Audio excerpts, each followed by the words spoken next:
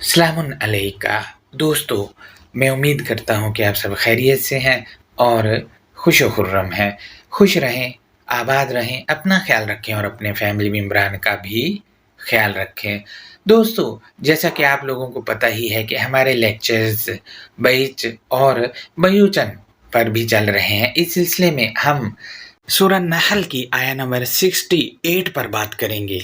इस आयत में नहली आया हुआ है, इसको देखेंगे कि ये क्या है, क्योंकि हमारे यहाँ तो इसको शहद की मक्खी बना दिया गया है।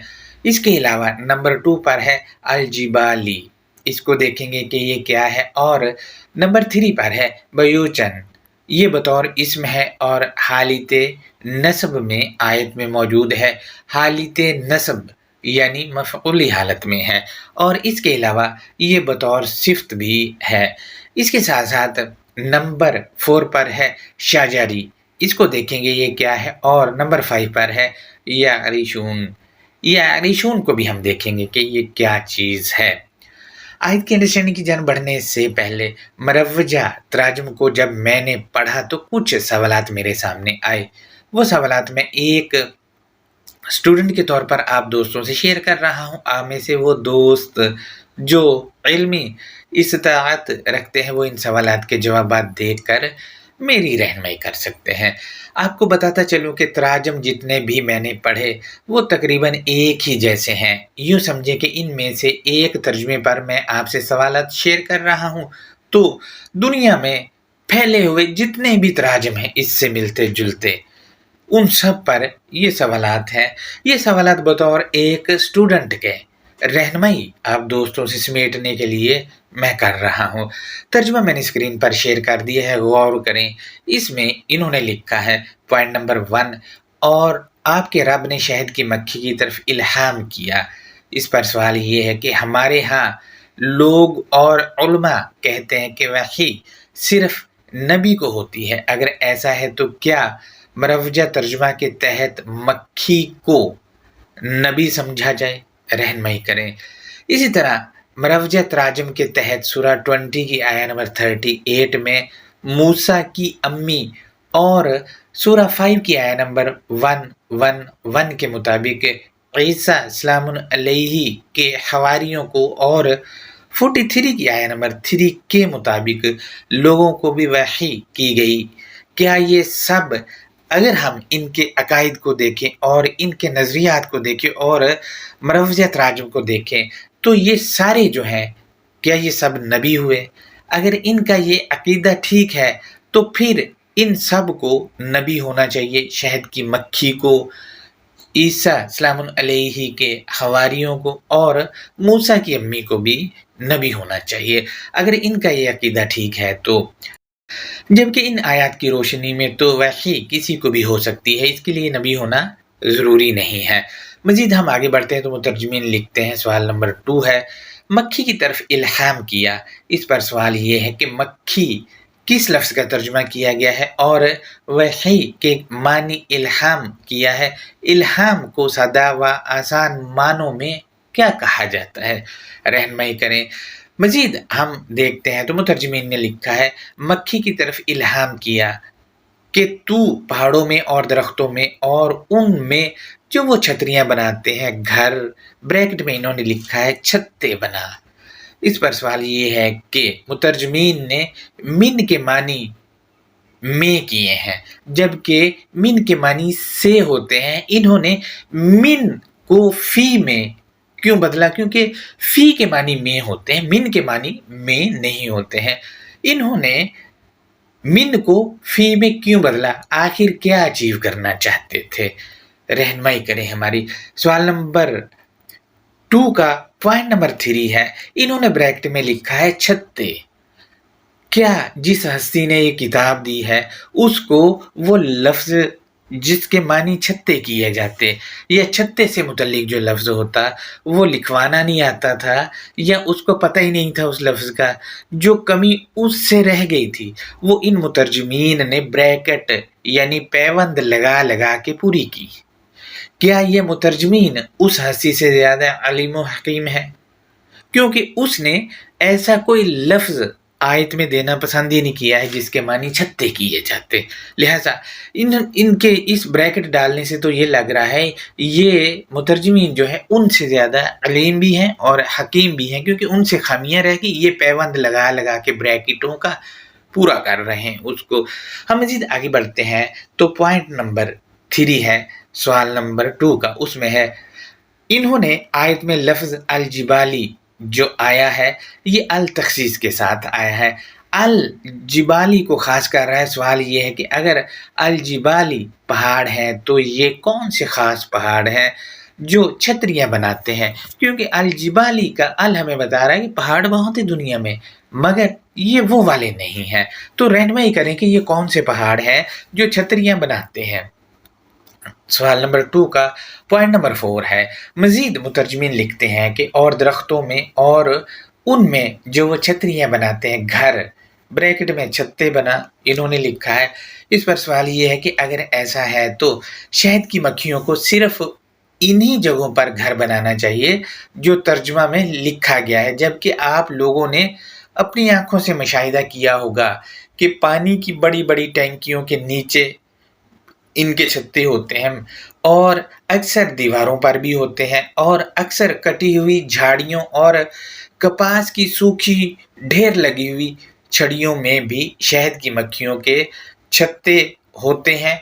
और आज के दौर में तो आप लोगों ने अपनी आंखों से देखा होगा कि शहद की मक्खियों के फार्म भी बना लिए हैं इंसानों ने, जहां लोगों ने संदूकों में मक्खियां रख रखी हैं और इन संदूकों में ही वो रहती हैं, वही इनका घर है और उन संदूकों में ही वो शहद बनाती हैं।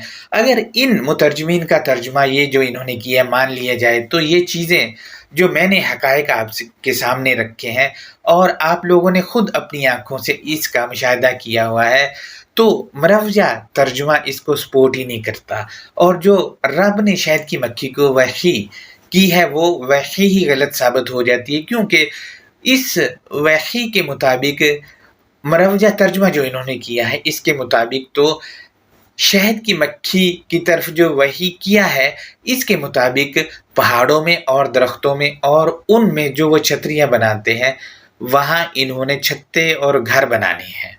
लिहाजा इनके अलावा आप देख लें कि जो चीज़ें मैंने गिनवाई हैं इन मक्खियों ने वहाँ पर भी अपने छत्ते बनाए हुए हैं। इससे तो ये साबित हो रहा है कि मक्खियाँ जो है जो वही की गई है उनकी तरफ उस पर अमल नहीं कर रहे, थोड़ा बहुत कर रहे हैं, बाकी पानी की बड़ी बड़ी टैंकियों पर और इसके अलावा कपास की छड़ियों में, दीवारें टूटे हुए खंडराट में भी बना लेती हैं। लिहाजा ये क्या है, मतलब इस पर हमारी रहनुमाई करें कि ये मक्खियाँ नाफरमानी क्यों कर रही हैं या फिर ये तर्जुमा गलत है, क्या समझा जाए। हम मज़ीद आगे बढ़ते हैं तो मुतरजमीन लिखते हैं कि नंबर 3 पर है और दरख्तों में और उनमें जो वो छतरियाँ बनाते हैं, घर ब्रैकेट में छत्ते लिखा है बना। इस पर सवाल ये है कि यारिशून जो आराशा रूट से है इसके मानी छतरियाँ कैसे हो गए, जबकि छतरी को तो शमसिया या मिज़िल्लतुन कहा जाता है, जबकि अल-किताब में दूसरी जगहों पर जैसा कि सूरह 7 की आयत नंबर 137 में यारिशूना आया है तो इन लोगों ने उसके मानी छतों पर चढ़ाते और कई मुतरजमीन ने इसके मानी ऊंचा फैलाते किए हैं, जबकि ये मानी इसके है ही नहीं और शमसिया और मिज़िल्लतुन आयत में वैसे ही मौजूद नहीं है कि जिनके मानी छतरियाँ कर लिए जाते। ये कुछ तनकीदी जायज़ा और सवालात थे जो मैंने आपसे शेयर किए हैं। अब हम सूरह 16 की आयत नंबर 68 के मशहूर अल्फाज के मानी देखते हैं तो नंबर 1 पर है औहा, इसके मानी है उसने इंकिशाफ किया, या इसके दूसरे मानी है वो नई बात सामने लाया था। नंबर 2 पर है नहली, ये नहल रूट से इसका अलजज़ ओ नहल है, इसके मानी है हर जगह बांटना, या इसके दूसरे मानी हर जगह फैलाना, या इसके तीसरे मानी है हर जगह मुंतकिल करना, या इसके चौथे मानी बेलूस खिदमत करना। इससे मुतल्लिक इसके मानी है।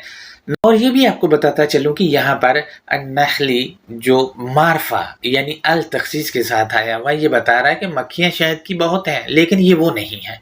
तो लिहाजा یہ کیا ہے؟ یہ میں آپ سے شیئر کر چکا ہوں کہ بے لوث خدمت کرنے والا جو ہے جماعت، اس کو کہا گیا ہے۔ مزید ہم دیکھتے ہیں نمبر 3 پر الجبالی، یہ بھی التخصیص کے ساتھ ہے اور اس کے معنی سورہ 27 کی آیت نمبر 88 میں جمے ہوئے، اٹل، بلند و بالا، اور اس کے معنی معاشرے کے کسی معاملے پر اڑ جانے والے افراد، یا اس کے اور بھی معنی یہ ہے کہ معاشرے کے قد کاٹ والے افراد۔ اس پر ہم نے سورہ 7 کی 74 اور سورہ 15 کی آیت نمبر 80، 81، 82، 83 اور 84 پر لیکچر کیا تھا۔ ان لیکچر میں بہت تفصیل سے بات کی گئی ہے الجبالی اور بیوجن پر۔ ان لیکچر کا میں لنک لگا رہا ہوں کومنٹ میں، وہاں جا کر آپ اس کا جائزہ لے سکتے ہیں۔ اور یہ کہ ابھی تک ہم نے جتنی البیچی اور بیوچ والی آیتوں پر لیکچر کیے ہیں ان کے لنک بھی میں لگا رہا ہوں تاکہ وہ دوست جنہوں نے ان کا جائزہ نہیں لیا وہ لے سکیں۔ نمبر 4 پر ہے الشجری، یہ معرفہ ہے، لہٰذا یہ درخت نہیں ہے، کیونکہ ہمیں بتا رہا ہے کہ درخت بہت ہے دنیا میں لیکن یہ وہ نہیں ہے۔ اسی طرح اس کے معنی اگر ہم ڈکشنری میں دیکھتے ہیں تو سہارا کیے ہوئے ہیں، اور اس کے معنی اگر ہم الکتاب سے دیکھتے ہیں تو سورہ 14 کی آیت نمبر 24 میں کلمہ طیبہ کو شجر کہا گیا ہے اور کلمہ خبیثیہ کو خبیثیہ شجر کہا گیا ہے۔ لہٰذا یہاں سے پتہ چل رہا ہے کہ اس کے معنی نصب العین کے ہیں۔ اور اسی طرح سورہ 24 کی آیت نمبر 35 میں بھی شجر کو مبارک کہا گیا ہے۔ وہاں پر بھی پتہ چل رہا ہے پوری آیت کا مطالعہ کرنے سے کہ شجر کے معنی نصب العین کے ہیں۔ نمبر 5 پر ہے یعریشون، اس کا روٹ عرشہ ہے اور اس کے معنی وہ اختیار کی سیٹ بناتے ہیں، یا اس کے دوسرے معنی ہے علامتی اختیار بناتے ہیں۔ یہ آیت کے مشہور الفاظ کے معنی تھے جو میں نے آپ سے شیئر کیے ہیں۔ اب ہم آیت کی انڈرسٹینڈنگ دیکھ لیتے ہیں تو بسم اللہ الرحمن الرحیم، اللہ نرمی کرنے والے مہربانی کرنے والے کی شناخت یا پہچان کے ساتھ۔ سورہ 16 کی آیت نمبر 68 اس میں ہے وَأَوْحَىٰ رَبُّكَ إِلَى النَّحْلِ، اور تجھے پالنے والے نے بے لوث خدمت گار یا لفظ بلفظ ہر جگہ پھیلانے والی قوم کی جانب انکشاف کیا تھا۔ اب آپ دیکھیں کہ وحی رب نے کی ہے بے لوث خدمت گار کی طرف، لفظ بلفظ ہر جگہ پھیلانے والی قوم کی طرف۔ تو یہ آپ سوچ رہے ہوں گے کہ میں نے قوم ترجمہ میں کیوں لگا دیا، تو اس کا سادہ سا جواب یہ ہے کہ ہم جس آیت پہ بات کر رہے ہیں یہ شروع ہی واو عاطفیہ سے ہو رہی ہے۔ واو عاطفیہ ہمیں بتا رہی ہے کہ اس آیت کا تعلق پچھلے والی آیت کے تسلسل سے ہے، لہٰذا پچھلی والی آیت میں یہ قوم کون سی ہے اس کے متعلق بتایا گیا ہے، یہ کہہ کر کے ان فی ذالک لآیات لقوم یعقلون، بے شک مندرجہ ذیل کمیونٹی کے لیے آیتیں ہیں وہ عقل استعمال کرتے ہیں، یعنی وہ عقل استعمال کرتے ہیں، ان کے لیے ہی آیتیں ہیں۔ اب آپ دیکھیں جو عقل استعمال کرے گا جب اس کے لیے آیتیں ہو جائیں گی تو وہ ان کو ورڈ بائی ورڈ وہ پھیلائے گا، اور یا جو آیتوں سے وہ لے گا وہ پھیلانے کے لیے بھی بے لوث خدمت گاری کرے گا لوگوں کی، کوئی اس پہ معاوضہ نہیں لے گا۔ لہٰذا آپ سوچ رہے ہوں گے کہ وحی کہاں سے لے گا، تو اس کا جواب بھی الکتاب میں یہ دیا گیا ہے سورہ 29 کی آیت نمبر 45 میں یہ کہہ کر کے اُتْلُو مَا أُوحِیَ إِلَیْکَ مِنَ الْکِتَابِ، تو سبق دے جو انکشاف کیا گیا تھا تیری طرف کتاب سے۔ اب کتاب سے تو آج بھی وحی یعنی انکشافات ہو رہے ہیں، نئی نئی چیزیں جو ہم سے آج تک چھپائی گئی وہ پتہ چل رہی ہیں۔ لہٰذا یہ نخلی جو ہے بے لوث خدمت گار افراد جو ہیں یا قوم ہے اس کے لیے ہے، یا وہ افراد یا قوم جو لفظ با لفظ ہر جگہ جو وحی یعنی جو الکتاب سے سمجھ میں آتا وہ پھیلاتے ہیں، ان کے لیے یہ آیا ہے۔ لہٰذا لفظ با لفظ ہر جگہ پھیلانے والی قوم کی جانب انکشاف کیا۔ کیا انکشاف کیا تھا وہ بتایا گیا ہے آگے آیت کے حصے میں یہ کہہ کر کے ان اتخذ من الجبال بیوتا ومن الشجر، کہ تو اٹل یا جمع سے آیتوں میں موجود حکم یا دستور اور خاص نصب العین کو پکڑ۔ اب دوستو دیکھیں، جیسا کہ آپ کو پتہ ہی ہے کہ اٹل الکتاب کے الفاظ ہیں جو تحریری طور پر اٹل یا آیتوں میں جمے ہوئے ہیں۔ ان سے حکم یا دستور یا منشور پکڑنا ہے، کیونکہ ان الفاظ میں ہی یہ رکھ دیا گیا ہے۔ اور الشجری یعنی نصب العین بھی اسی سے لینا ہے۔ مزید ہم آگے بڑھتے ہیں تو شجر یعنی اس نصب العین میں کیا ہے وہ بتایا گیا، یہ کہہ کر کے وَمِمَّا يَعْرِشُونَ، اور اس سے جو وہ اختیار کی کرسی بناتے ہیں، وہ علامتی اختیار دیتے ہیں۔ یعنی یعرشون جمع مذکر غائب، یعنی اس میں ہم کی جو ضمیر مستتر ہے وہ پچھلی آیت میں اس گروہ کے لیے ہے جو عقل استعمال کرنے والے ہیں، اور یہی لوگ اختیار کی سیٹ بناتے ہیں یا یہی لوگ علامتی اختیار دیتے ہیں۔ یہ اس آیت کی انڈرسٹینڈنگ تھی۔ اب اس آیت کا ترجمہ بھی میں آپ سے شیئر کر لیتا ہوں۔ ترجمہ کچھ یوں ہے، وَأَوْحَىٰ رَبُّكَ إِلَى النَّحْلِ، اور تجھے پالنے والے نے بے لوث خدمت گار یا لفظ بلفظ ہر جگہ پھیلانے والی قوم کی جانب انکشاف کیا۔ کیا انکشاف کیا؟ وہ آیت کے اگلے حصے میں بتایا گیا ہے، یہ کہہ کر کے ان اتخذ من الجبال بیوتا ومن الشجر، کہ تو اٹل یا جمع سے آیتوں میں موجود حکم یا دستور اور خاص نصب العین کو پکڑ۔ کیا پکڑنا ہے بتایا گیا ہے، وَمِمَّا يَعْرِشُونَ، اور اس سے جو وہ اختیار کی کرسی بناتے ہیں یا وہ علامتی اختیار دیتے ہیں۔ یہ اس آیت کی انڈرسٹینڈنگ اور ترجمہ تو جو میں نے آپ سے شیئر کیا ہے۔ اس آیت کے تسلسل میں اس سے اگلی والی آیت بھی ہے، اس پر ہم اس سے اگلا جو لیکچر کریں گے اس میں بات کریں گے، کیونکہ اس پر تو بڑے خطرناک سوالات سامنے آئے ہیں، وہ ہم آپ سے شیئر کریں گے۔ لہٰذا اس آیت میں نحلی جو ہے وہ بے لوث خدمت کرنے والی قوم ہے، اور یا وہ قوم جو لفظ با لفظ جو وحی کیا گیا ہے اس کو آگے پہنچاتے ہیں۔ یہ آیت کی انڈرسٹینڈنگ تھی۔ اپنا بہت زیادہ خیال رکھیے گا۔ اللہ حافظ۔